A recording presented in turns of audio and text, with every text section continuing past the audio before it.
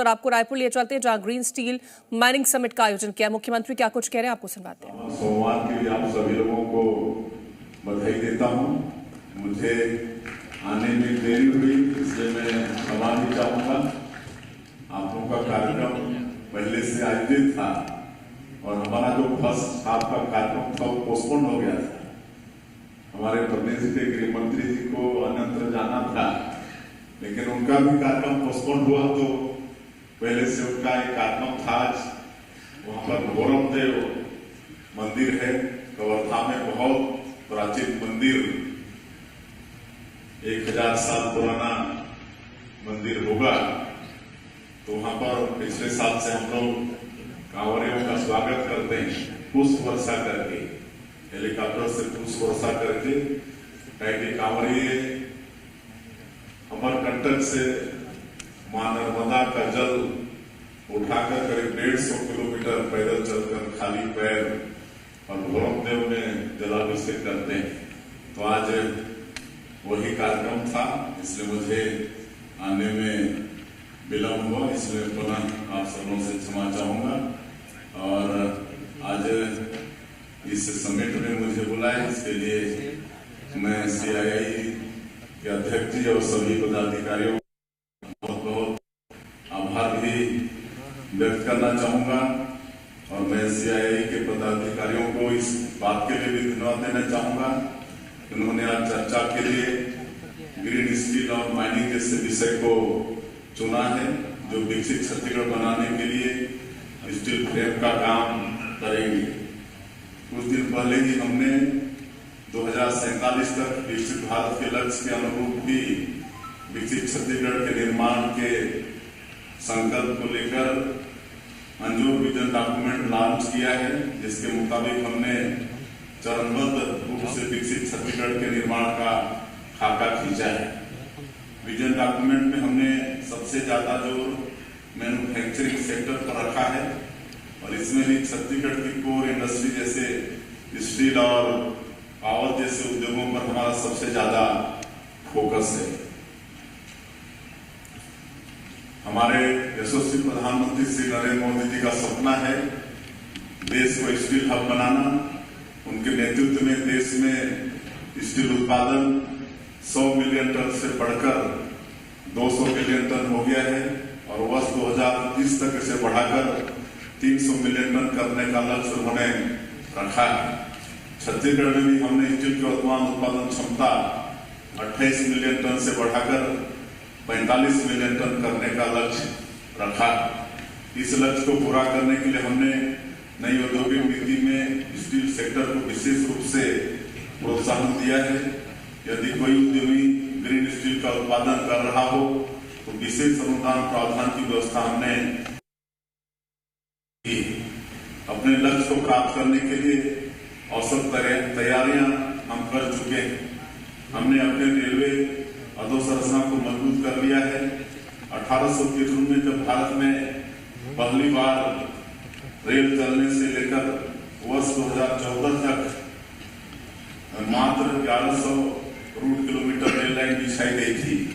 मोदी जी के नेतृत्व में हम 2030 तक इसे 2200 रूट किलोमीटर तक ले जाने वाले हैं।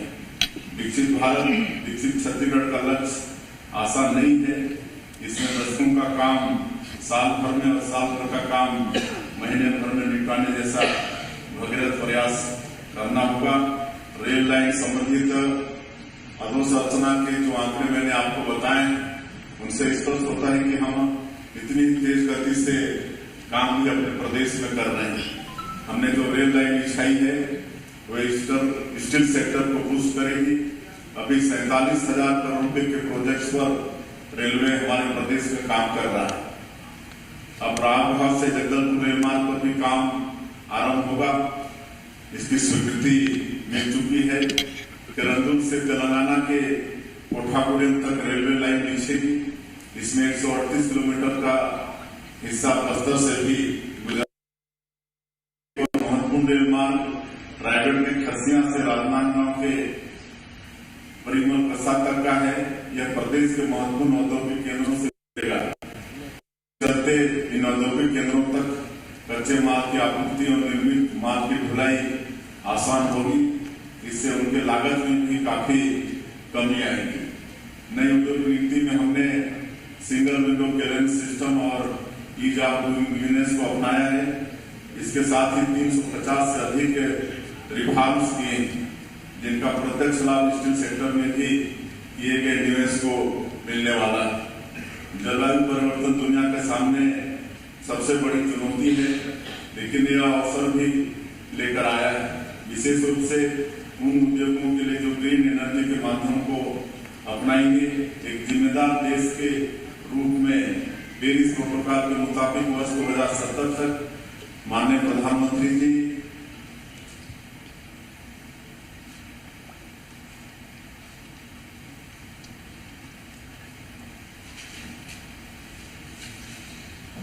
ने भारत में शून्य कार्बन उत्सर्जन का लक्ष्य रखा है। इसके चलते ग्रीन स्टील बनाने से उद्योग जगत के लिए लाभ के अवसर पैदा होंगे। मुझे इस बात की भी खुशी है कि छत्तीसगढ़ उन राज्यों में से है जिसने अब इसकी पहल कर दी है। ग्रीन स्टील के उत्पादन के लिए हाइड्रोजन आदि के उपयोग को अपनाया जा रहा है। इसके साथ ही छत्तीसगढ़ में पर्याप्त नवीकरणीय ऊर्जा भी है। फिलहाल नवीनीकरण ऊर्जा का उत्पादन हमारे यहाँ कुल उत्पादन का 15% है, जिससे वर्ष 2030 तक 45% तक लेकर जाने का लक्ष्य हमने रखा है। कुछ महीने पहले हमने एनर्जी समिट की। इसमें लगभग 3.5 लाख करोड़ रुपए के निवेश प्रस्ताव प्राप्त हुए हैं। इनमें 57,000 करोड़ रुपए के निवेश प्रस्ताव जल विद्युत परियोजनाओं के हैं। प्रधानमंत्री सूर्य घर बिजली योजना के माध्यम से सोलर एनर्जी का भी भरपूर उत्पादन करने की दिशा में हम आगे बढ़ रहे हैं। कर्क रेखा में हमारी स्थिति हमें सोलर एनर्जी के लिए भरपूर संभावनाएं पैदा करती है।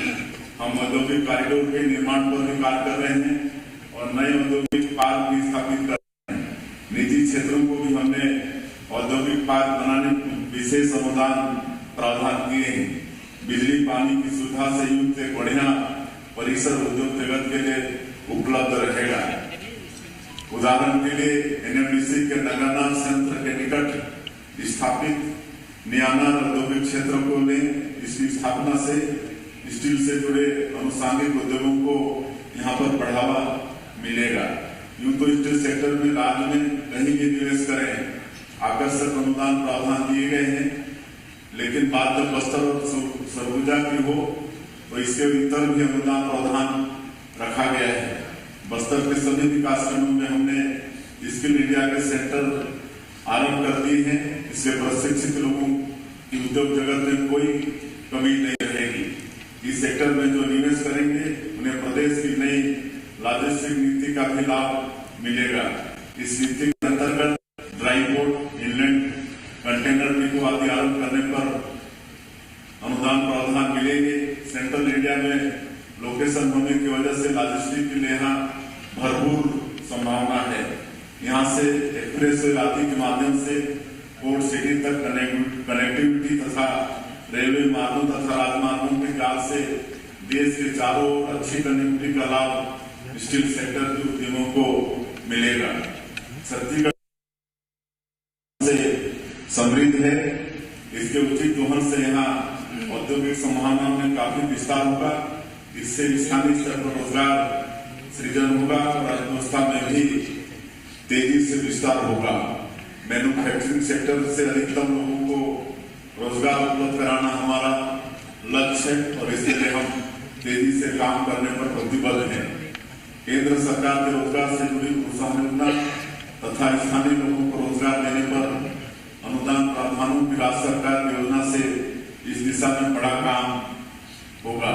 हमने रायपुर, दुर्ग, भिलाई जैसे शहरों को शामिल करते हुए स्टेट कैपिटल रीजन का निर्माण किया है और इसके माध्यम से तीव्र विकास के लिए प्राधिकरण का भी गठन किया है।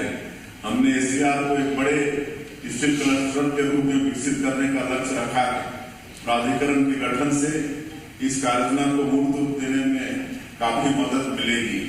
देश के सबसे ऊंचे चिनाब पुल में छत्तीसगढ़ का स्टील लगा हुआ है। ये छत्तीसगढ़ के लिए बड़े ही गौरव का विषय है।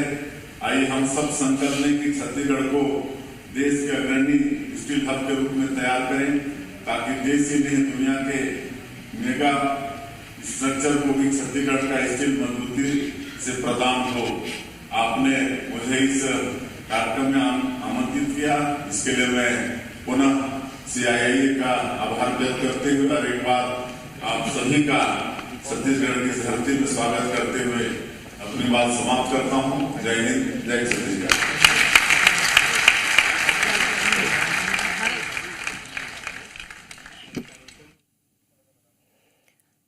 तो रायपुर से हम आपको सीधी तस्वीरें दिखा रहे थे, जहां ग्रीन स्टील माइनिंग समिट का उद्घाटन मुख्यमंत्री विष्णुदेव साय ने किया था और समिट में अलग अलग देशों के प्रतिनिधि भी शामिल हुए थे, जहां पर मुख्यमंत्री संबोधित करते नजर आए थे।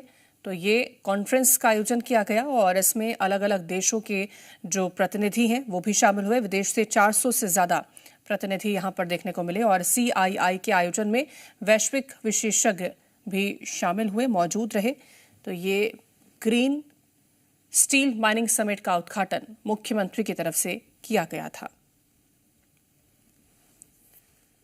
तो वैश्विक विशेषज्ञ इस कार्यक्रम में शामिल हुए और कितना लाभदायक ये साबित रहने वाला है, इस बात का भी मुख्यमंत्री की तरफ से जिक्र किया गया। तो अलग अलग देशों के प्रतिनिधि इस कार्यक्रम में मौजूद रहे थे।